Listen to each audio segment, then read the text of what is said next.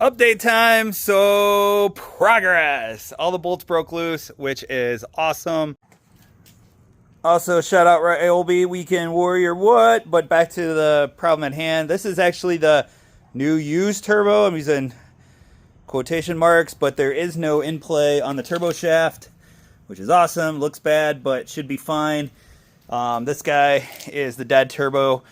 And from looking at the message boards, I said just pull the head off. So there you go. So the head's gone.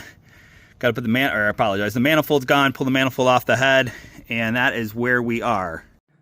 So the sad news about it is that it was 2 hours away. So 2 hours there, 2 hours back, and we should be eating Buc-ee's for dinner tonight. But we're going on next.